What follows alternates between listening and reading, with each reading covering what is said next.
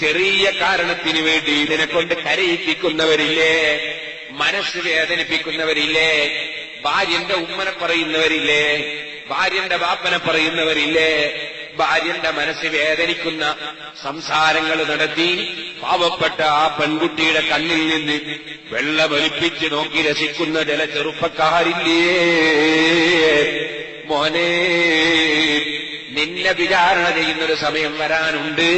നിനക്ക് വിട്ടുവീഴ്ച ചെയ്യേണ്ട റബ്ബിൽ നിന്ന് നിനക്ക് വിട്ടുവീഴ്ച കിട്ടണോ എങ്കിൽ നീ ഒരു കാര്യം ചെയ്തോ.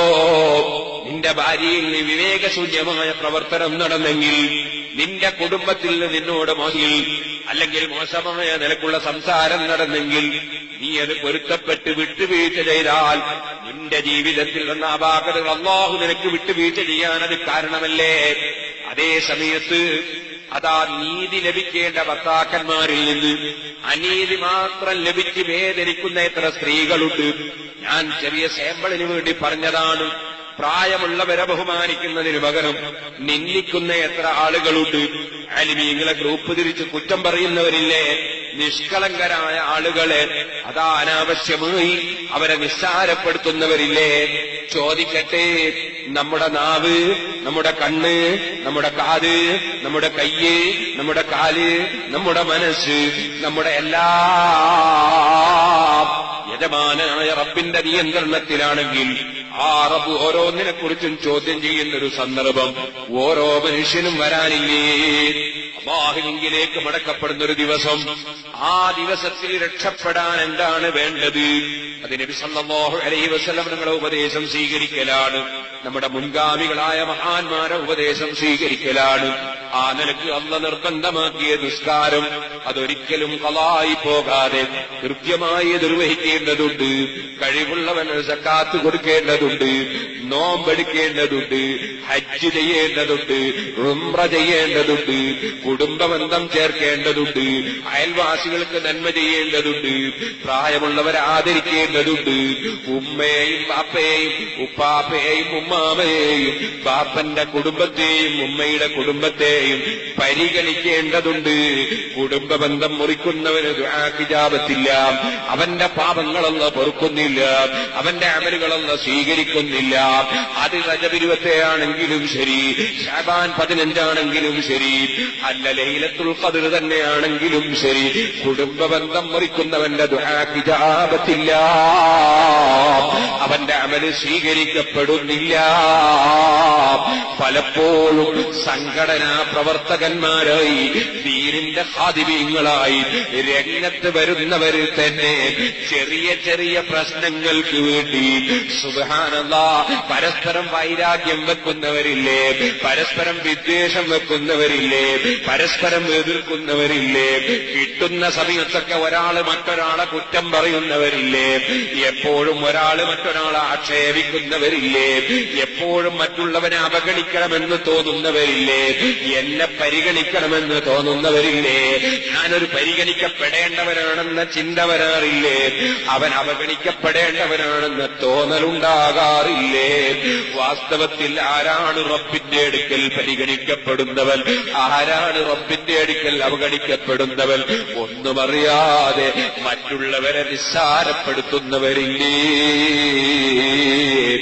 ഈ ഒരു ചിന്ത മനുഷ്യന്റെ മുഴുവൻ നന്മകളെയും നശിപ്പിക്കുന്ന ചിന്തയാണ്. നീ ലക്ഷക്കണക്കിന് റുപ്പിക സംഭാവന കൊടുത്താലും, നീ 24 മണിക്കൂറും പോസ്റ്ററും നോട്ടീസും എടുത്തൊട്ടിക്കാൻ നടന്നാലും സ്വീകരിക്കപ്പെടൂല. ഇന്നമായ തഖബ്ബലുല്ലാഹു മിനൽ മുത്തഖീൻ, തഖ്വയുള്ളവരിൽ നിന്ന് മാത്രമേ അല്ലാഹു അമല് സ്വീകരിക്കുകയുള്ളൂ. തഖ്വയുടെ ഉറവിടം എവിടെയാണ് ചെറുപ്പക്കാരെ? അതേ അത്തഖ്വാ ഹാഹുനാ, അത്തഖ്വാ ഹാഹുനാ, അത്തഖ്വാ ഹാഹുനാ. ഭക്തി ഇവിടെയാണ്, ഭക്തി ഇവിടെയാണ്, ഭക്തി ഇവിടെയാണ്. അഥവാ മനുഷ്യന്റെ മനസ്സ് ഭക്തിയുള്ളതാകണം. മനുഷ്യന്റെ മനസ്സ് ഭക്തിയില്ലാതെ ബാഹ്യമായ പ്രവർത്തനങ്ങൾ നടത്തിയാൽ അല്ലാഹു ഖബൂൽ ചെയ്യൂല. അതുകൊണ്ട് തന്നെയാ നബി സല്ലല്ലാഹു അലൈഹി വസല്ലം തങ്ങൾ പറഞ്ഞത്, ഒരു മുഅ്മിനായ മനുഷ്യനും മറ്റൊരു മുഅ്മിനായ മനുഷ്യനും തമ്മിൽ മിണ്ടാതിരുന്നാൽ, 3 ദിവസത്തിലധികം മിണ്ടാതിരുന്നാൽ ആ മനുഷ്യന്റെ ഒരു സൽക്കർമ്മവും അല്ലാഹു ഖബൂൽ ചെയ്യൂല. മലക്കുകളോട് അല്ലാഹു പറയും, അവരുടെ അമലുകൾ പെൻഡിങ്ങിൽ വെക്കൂ. അവർ രണ്ടാളുമൊന്ന് പരസ്പരം സലാം പറഞ്ഞ് പരസ്പരം പൊരുത്തപ്പെട്ട് നന്നാകട്ടെ. അത് നന്നാകാത്ത കാലത്തോളം ഇതാ അവരെ അമല് സ്വീകരിക്കണ്ട. പേരോടിന്റെ വകയിൽ പറഞ്ഞതല്ല. നിങ്ങളും അവനും തമ്മിൽ ഒരു ചെറിയ തെറ്റില്ലേ, ഒന്ന് സലാം ചൊല്ലി നിങ്ങൾ തമ്മിലൊന്ന് സംസാരിക്കണമെന്ന് പറയുമ്പോ അവൻ എന്നോട് ചെയ്ത തെറ്റെനിക്ക് മറക്കാൻ കഴിയൂല, ഞാനതൊരിക്കലും പൊരുത്തപ്പെടൂല. അവനോട് ഞാൻ സലാം പറയൂല, അവൻ സലാം ചൊല്ലിയാ ഞാൻ മടക്കൂല. ഞാനും അവനും ഒരു സ്റ്റേജിൽ ഇരിക്കൂല, ഒരു സദസ്സിൽ പങ്കെടുക്കൂല, ഞാനും അവനും കൂടി ഒരു സംഘടനയിൽ ഉണ്ടാകൂല. ഇങ്ങനെ ചിന്തിക്കുന്ന മനസ്സുകളില്ലേ, അതൊന്നും തഖ്വയുള്ള മനസ്സുകളല്ല. ശൈത്താൻ സ്വാധീനം ചെലുത്തിയ മനസ്സുകളാണ്, ഇബ്ലീസ് മുട്ടയിട്ട മനസ്സുകളാണ്. ആ മനസ്സുകളൊക്കെയും കഴുകി വൃത്തിയാക്കി സാലിഹീങ്ങളുടെ ചിന്താഗതിയിലേക്ക് ഔലിയാക്കളുടെ നയവൽവാൻ ഒരുക്കമുണ്ടെങ്കിലല്ലാതെ മനുഷ്യന് ആത്മീയ പുരോഗതിയില്ലാകട്ടോ.